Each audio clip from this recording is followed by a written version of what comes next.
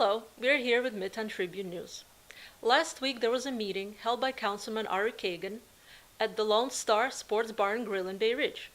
Ari Kagan and his supporters discussed how to resolve key issues in New York City, such as homelessness, providing safety in public schools, supporting NYPD, and other issues concerning the community. Local politicians and speakers, such as Rene and Brian Fox, joined Ari Kagan to address affordable housing, educational reforms, guidelines of jail bail policies, and more. So I want to introduce Ari, but first I want to say a few words about him. And by the way, I also want to thank all the people. We have Rene, we have candidates who have run for office. Talking about Brian Fox, we've got Jennifer, Michael, and some of the other people that were big on his campaign. Rene is here, and all the district leaders and all the community leaders that are here, and the people that are here. And even little Hudson, the littlest Republican there, my wife and everybody else. Yes, of course. So if I forget, if I didn't mention, I apologize. But we've also got my friends from the corrections department, the fire department's here. Give a shout out over there. City workers. Yes, yeah, we said Michael Bishop is here, and so many others, and certainly the councilman will mention everybody. We'd be here all night if we mentioned all the people. It's such a great turnout. But you know, my name is Lee McCabe. I've run for city council before. I know this is a very hard thing to do, and I ran trying to represent this area. I love Bay Ridge. I was born and raised in this neighborhood. It means a lot to me. Now the district has changed, so we still have Bay Ridge, and we have some new neighborhoods in Coney Island, in Gravesend, and in Seagate. Let's give a shout out. All right, Coney Island, Seagate. Woo! Take it back. So, what I'd like to say though is, you know, I have a long history of working in this community. I've worked for elected officials. I've been a community activist. I've done a lot of volunteer work. Sometimes very thankless. I do it because I love my community. You know, my community raised me. I won't get into it, but I had a hard time in life at some periods of my life. My family had a hard time. My community stepped in and helped me out when I needed it most. Helped my father out, helped my mother out. And my way of paying back was getting involved in this community. I can tell you that for over 20 years, across the aisle and everywhere else, I've seen Ari Kagan. Ari Kagan has been there, again, doing some of the selfless work that goes into community organizing, that goes into representing the community. For 20 years he's been there. He always hasn't been front and center as a politician. He's been behind the scenes. He's been doing the grassroots work.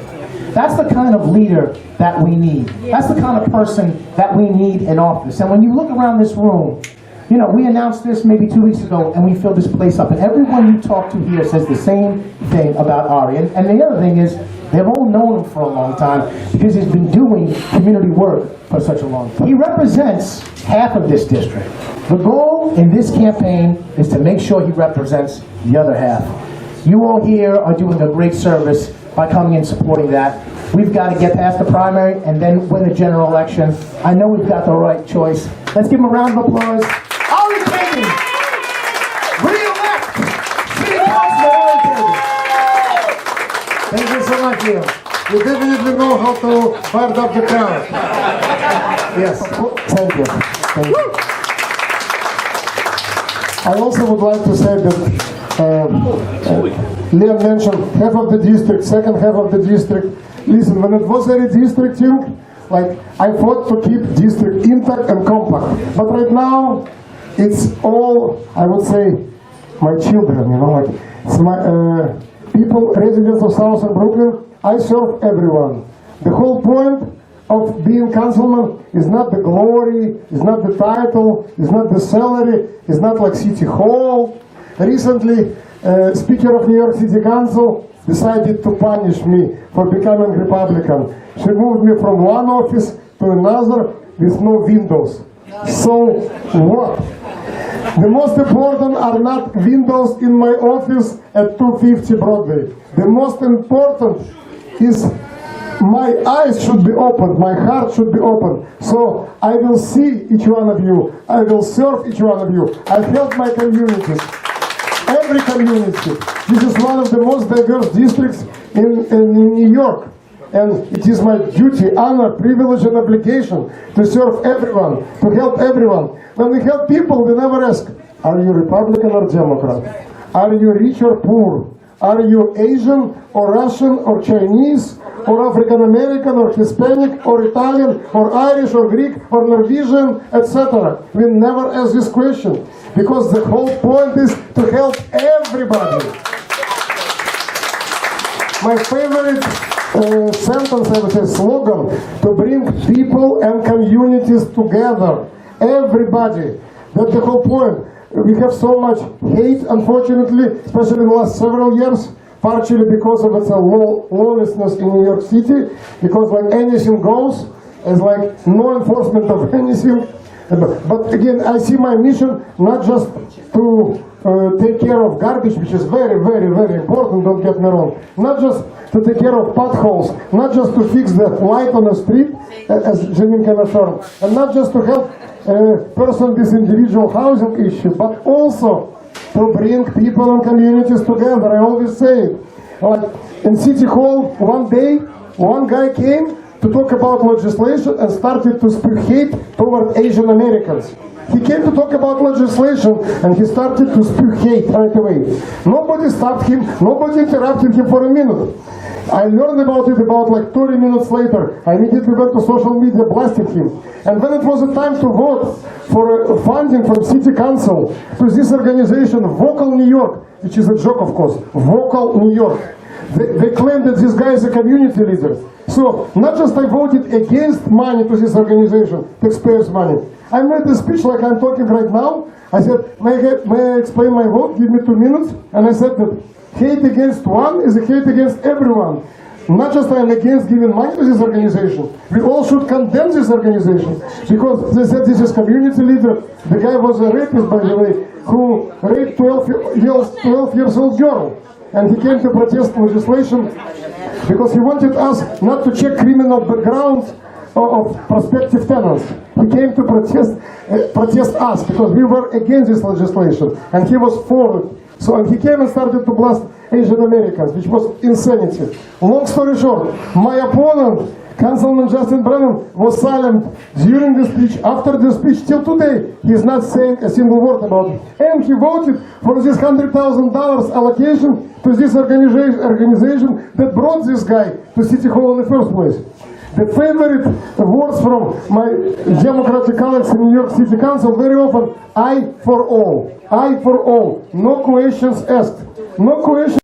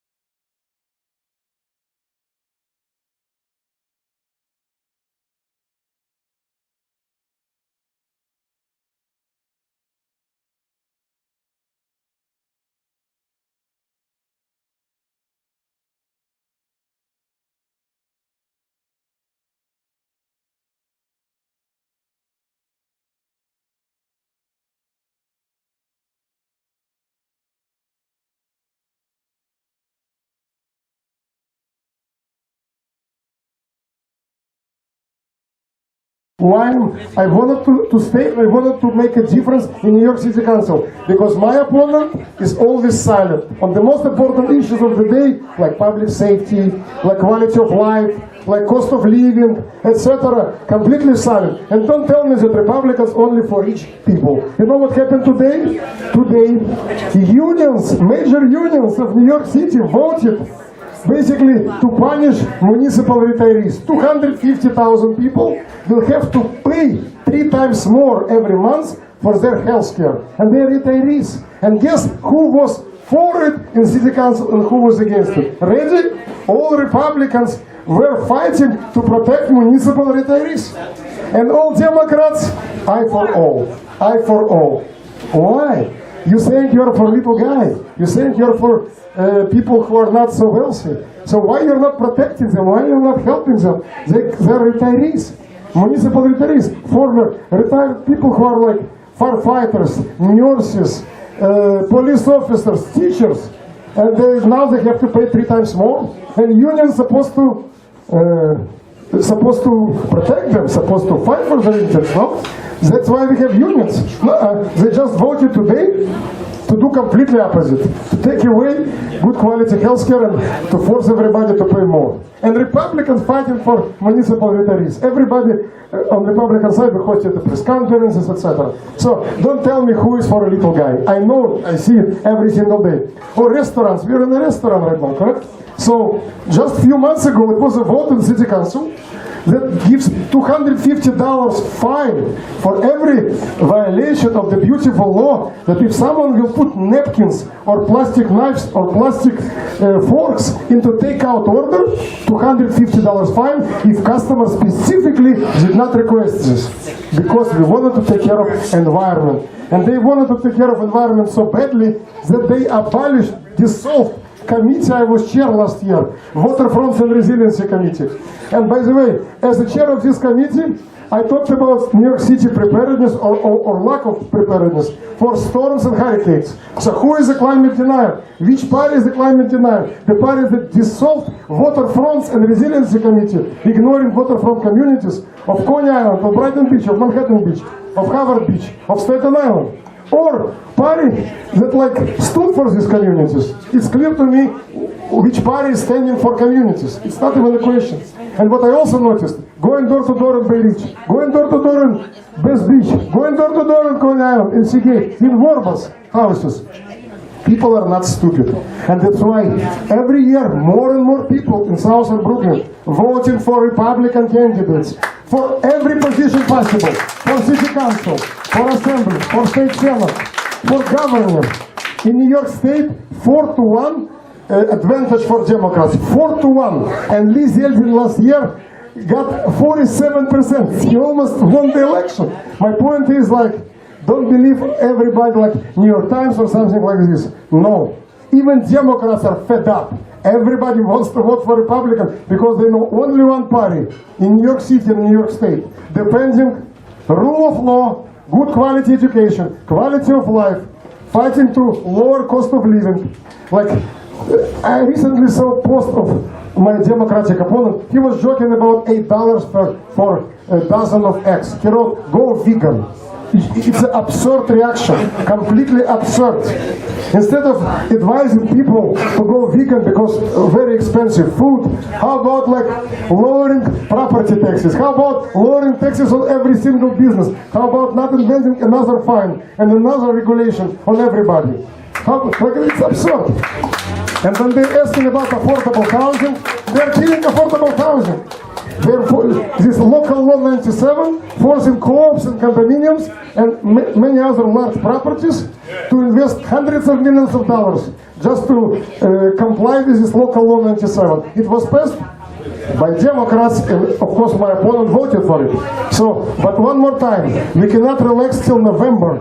June 27 is the Republican primaries. And again, if the only accusation from another side that I was a Democrat, then Ronald Reagan was a Democrat, Donald Trump was a Democrat, you know, like Giuliani was a Democrat, you know, like, and then they decided, you know what, enough is enough. And another accusation, I made a picture with Justin Brennan in 2021. Guess what? I wanted to invite my good friend, Brian Fox. Please, Brian, come. My response is, bring it on. Tell me that I made a picture with Justin Brennan in 2021. Now I made a picture with Brian Fox. And Brian Fox is on my team. He's on my team. There are 3 other Republicans running, but Brian Fox is on my team, on our team, because he knows that I'm the only Republican in this race who can beat Justin Brennan. Brian Fox, please. Thank you, Ari. Always a pleasure to be here, honestly. And Ari, like going off the back what Ari said, I mean, there's so many good plans that Ari has for the district. And let me just be clear before I get started. We're 100% taking back this district, and Ari Kagan's the man that's going to do it. You know, it's funny, like Leah mentioned, we were here not too long ago, it seems like yesterday, I'm sure, where I kicked off my city council campaign. A lot of you, Mike Biesreich, Jen Moore, I'm not sure where you are, but some of you from my campaign were here. And we came here on victory night, up a couple hundred votes, and unfortunately paper ballots came in, but it's kind of bittersweet to be back here, but let's finish the job. Absolutely. Yeah, let's finish the job. Okay, absolutely right. And we really took the time to understand their needs, and let me tell you, I mean, the problems are still there, and they're not going anywhere unless you make immediate changes. I mean, Ari's opponent and my former opponent, and make no mistake about it, has voted to defund the police on 2 separate fiscal cycles. Okay, a lot of my friends, a lot of my neighbors, a lot of our neighbors are EMS services, fire department people, FDNY, NYPD. That's the heart and soul of our community, right? And so going into, you know, what Ari's trying to accomplish here in Bay Ridge, and I know that he's privy to it, there's some immediate changes that have to happen. I mean, immediately. And frankly, his opponent, Justin Brennan, and I can tell you just from my experience, doesn't care about the community. He just, sadly, he doesn't. He sold that down the river many, many years ago, and he's only interested in lining his pockets. All the lobbyists that he's partnering with, he couldn't give 2 hoots about anyone in this room, as long as his self-interest come first. And the one thing I can say is Ari is the exact opposite. He cares about each and every person in this room, just like me, which is why I'm formally endorsing Ari Kagan for City Council. Rene Mitchell, this lady helping homeless people every day. When we're talking about homelessness crisis, it's a crisis created by Democratic Party in New York City. Believe me, I came to America in 1993, and I thought New York City will always have like legions of homeless people. Guess what? In the last year of Rudy Giuliani, there were very few homeless people in New York City, and population in shelters was like half of today.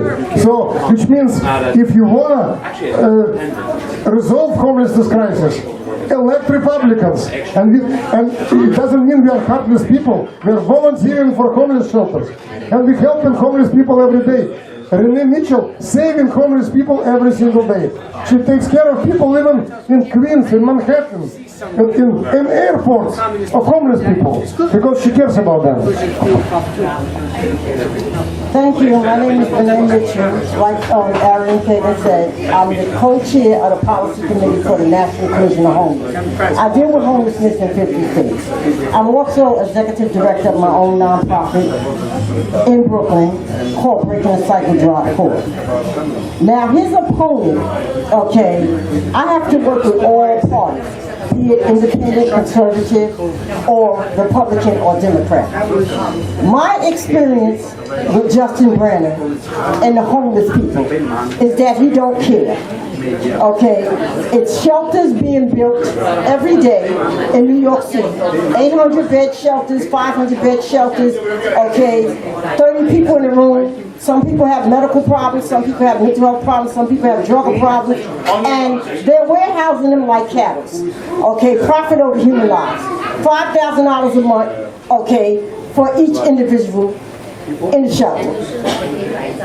Affordable housing, okay, low-income housing, nothing is being built. Okay, streets are breaking up in Bath Beach. Okay, sanitation problems. homeless, unsheltered people all in front of storefronts. Who I have to go to get services and help is Ari Kagan. He's not even in this district. It's Justin Brannon's district. But Ari Kagan is the one that answers the call. Justin Brannon, okay, inside trade deals, accommodation, him, Bernard, okay, the public advocate, Orlando, Dan Goldman, okay, all of them are a bunch of corrupt politicians. And in order for us to address the homeless tsunami, the crime tsunami, we have to vote these people out of office. Now, you heard Ari Kagan talk about crime. The reason why it's such a crime problem is because of the first bill by Kathy Hogan, which is called Less Than More.